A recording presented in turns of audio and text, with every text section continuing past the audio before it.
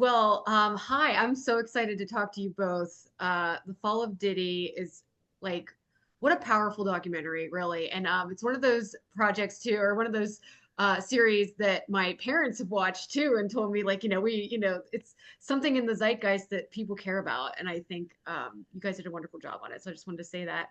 Thank First of you. all, yeah, so how soon did you start working on this project after the story broke?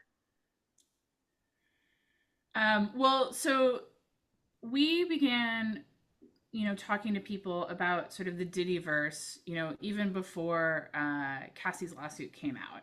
And but we weren't quite sure how to tell the story or what we were going to do. But after her lawsuit came out, God, it was probably almost a year and a half ago now. We realized this is sort of a moment where people were starting to come forward in a way that they hadn't before, and really began to dig in and talk to people. This is long before the federal raid, long before the video of Cassie in that hotel became public, even before, far before he was arrested. And I think, because we had started to talk to people before it reached such a sort of fever point in the justice system, we had relationships that built, and people who, as these events were unfolding, um, you know, were reevaluating their own past and sometimes reaching their own sort of place of wanting to share what they had been through. Yoruba, did you want to add anything? No, just that I came on the project a few months after this initial development was happening, and still before a lot of the subsequent events, the video and the raid and all of that. But yeah, those relationships had started, and when I came on, we kind of just went full force and really followed, because these developments were happening. It obviously affected how we were telling the story and who we got to tell the story to. So it was a fast moving train. I bet. I love the way you drop us into this story with this Grammys 2010 moment. And I love asking like documentarians this, like what like why did you think this was a good place to start? Because I mean it draws us in, but I was like like did you kind of debate on which moments you wanted to start us with? Yes. There were many different starts. There really were. But that felt like, how we started it felt like we're getting, a sense of the bigness of Diddy, and also, you know, the fact that this alleged abuse had happened even before the Cassie moment, Yeah. which is where everybody, where most people first saw it. So it had to do a couple of different things in that open. One of the questions is like sometimes you're working on pieces and nobody's heard the story or it hasn't been on air. I mean, both of us have done projects like this, whereas this one, it's in the news like sometimes every day, sometimes every week in the process. And the question is, well, are people oversaturated with the story? How do you help people feel the relevance and want to do something and want to sort of learn more about something that they might think they know about, but at least we would hope there's a lot more that you learned watching this documentary than you would have learned just sort of following the coverage or jumping in and out. Yeah, and I think that's why I think that's why people like my parents were really like, what is this? Like, we wanted to know the story. So I think you did a great job of really opening this up. And there's so many of unforgettable interviews. I like at first I'm like writing them down, like, wait, no, I gotta include this one, this one, this one. How did you get people to like how did you give them like a supportive environment to share their stories? You can see how this is still fresh in their minds, and these stories are 25 years old, and like, it seems like it happened yesterday. So you can tell that this is something they've carried with them for a long time. And I think them sharing their stories, you can see how fresh it is. Yeah, it was really emotional for a lot of our participants and for us.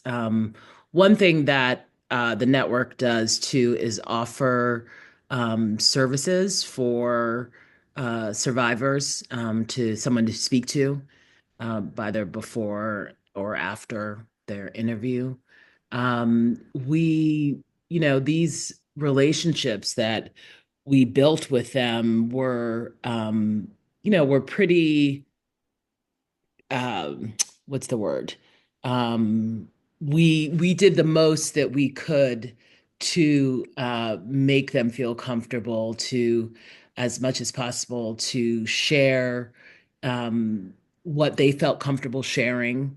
And if they didn't feel comfortable sharing something, we respected that, of course. I think meeting with them beforehand, even, over Zoom, sometimes in person was really important.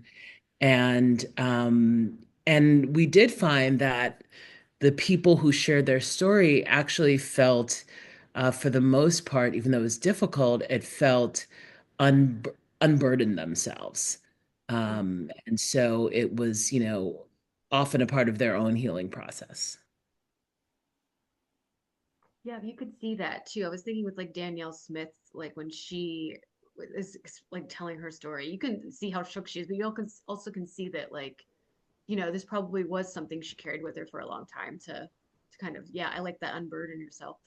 Um, I've listened to some podcasts about this story, and they say the victims are in like the hundreds. I was wondering, were there any victims you talked to that didn't want to appear on camera, that just kind of went up, like kind of helped you form the story, or yeah, how did you go about making it as like a supportive support for them, I guess? Like maybe that's kind of similar to the previous question, but um yeah, were there some people who didn't really want to be on camera that just kind of helped you color the story?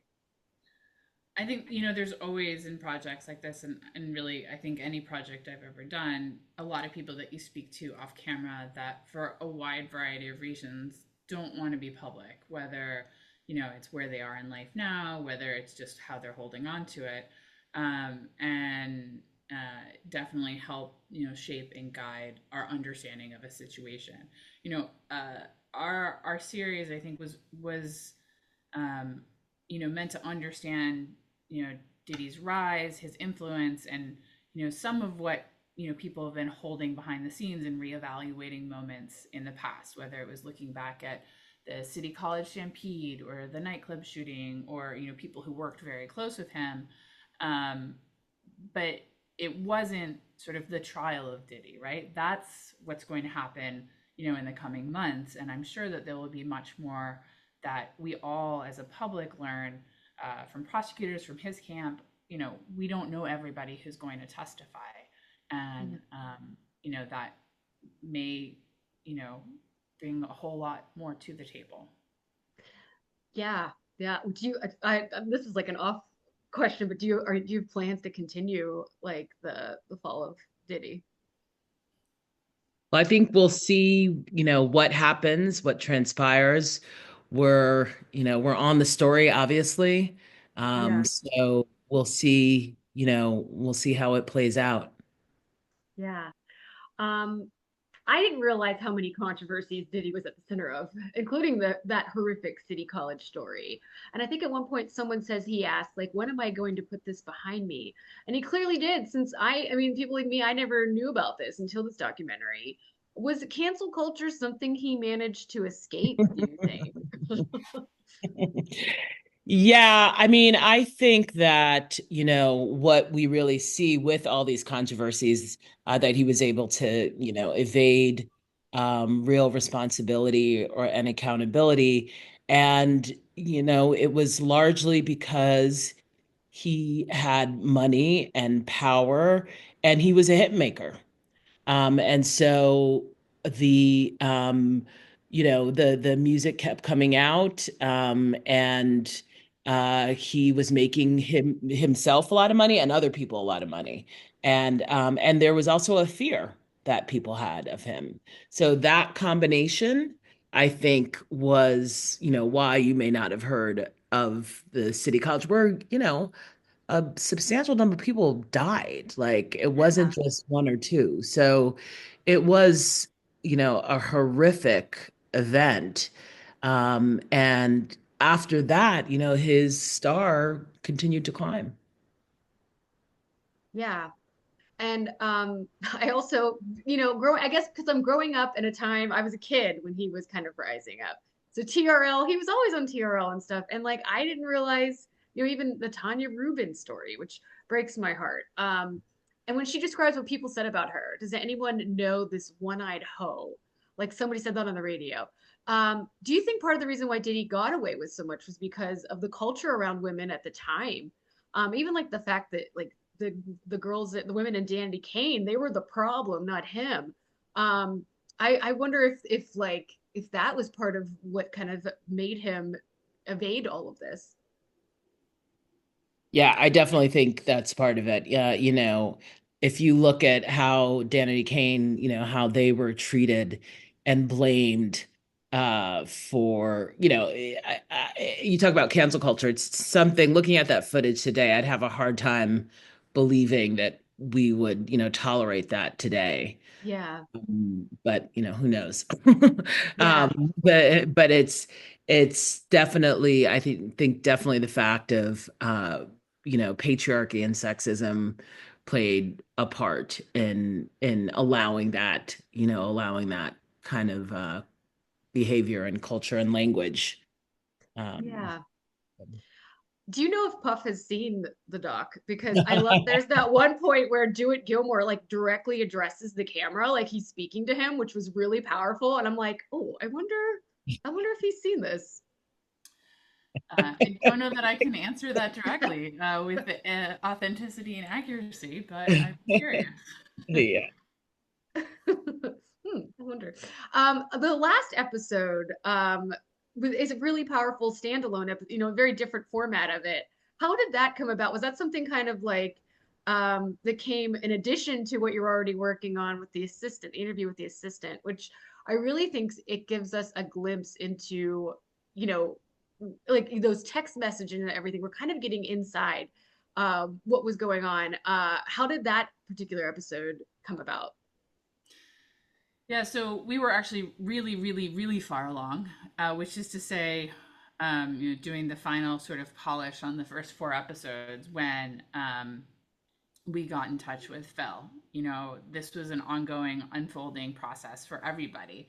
And I think, he had reached a point where, he'd been called to testify before the grand jury and felt like he wanted to sort of share what he had been through.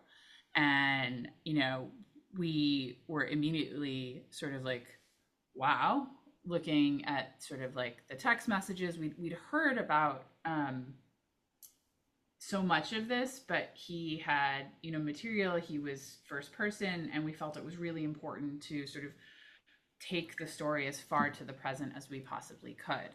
And so, we looked for a way to, bring that out. And, Mara, we brought Mara in, who we had worked with, obviously, because she had sort of been part of that Diddy verse and is also in her own right a very accomplished journalist and great on camera interview, and thought, well, this is a format where we can bring his story to life and bring it in a way that we can pull the whole project together in one sort of cohesive point. So that's how it came together. Wow. She asked some great questions too, like kind of like questions that, like why didn't you leave? All these things that people would want to know. And like he really shows how much it affected him. It was heartbreaking. One last question. I do you think there's so much misogyny in this world. Do you think it's important that two women kind of are the ones to you? I mean, you're helping tell this story. Do you think that's important to tackling this story? I do. I do. I think that, women, I think we bring a different perspective to the story, to all stories, quite frankly, but especially to stories like this. And I know that Maxine, the production company, really prides itself on having women at the head and women leading these stories. So feel very lucky to work with Emma and with Maxine on this. Yeah, it's a great team, and I'll also just add like our DP Nady, our art director, our other camera, sound. Like many of them were women, and I think our participants noticed that. They would multiple interviews. People like, I've never had a woman running the camera, like, and we know that that's not as common, and I think it felt meaningful just to know that that was who's sitting in the room sometimes when people were sharing such difficult accounts. And so, that was, I think, something that made a difference just in small ways. It's amazing. Thank you so much for your time. Thank you for this documentary, which I think is just so thorough and so powerful, and something I think everybody should see. Thank Thank you you. so So much. much.